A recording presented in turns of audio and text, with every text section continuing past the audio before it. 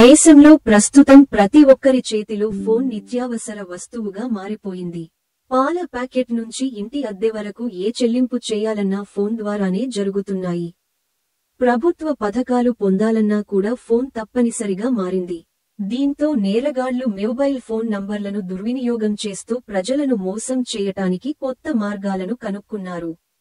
అయితే ప్రస్తుతం వీటిని అరికట్టేందుకు టెలికాం రెగ్యులేటరీ సంస్థ ట్రాయ్ రంగంలోకి దిగింది.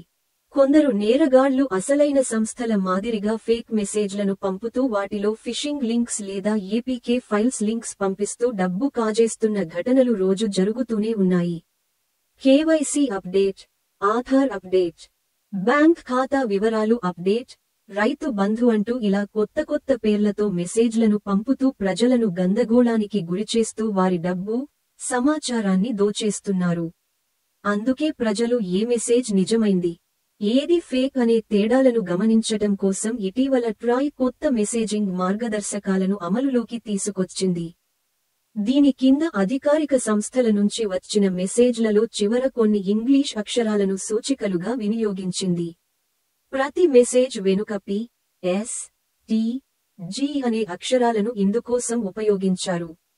అక్షరాన్ని బట్టి వచ్చిన మెసేజ్ ఏ కేటగిరీకి చెందినదనే వివరాలను ప్రాథమికంగా గుర్తించవచ్చు. P, promotional, advertisement and promotion message సూచిక. ఎస్, సర్వీస్, బ్యాంక్ లేదా ఇతర సంస్థల నుంచి పొందే సేవలను ఇది సూచిస్తుంది.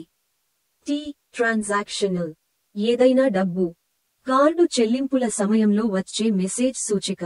జి, గవర్నమెంట్, కేంద్ర రాష్ట్ర ప్రభుత్వాల నుంచి వచ్చే మెసేజ్ సూచిక.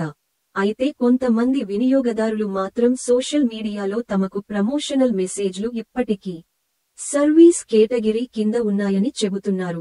మొత్తానికి కొత్తగా వచ్చిన విధానం గురించి ప్రజలు తెలుసుకుని అప్రమత్తంగా ఉండటం ముఖ్యం అని సైబర్ నిపుణులు చెబుతున్నారు.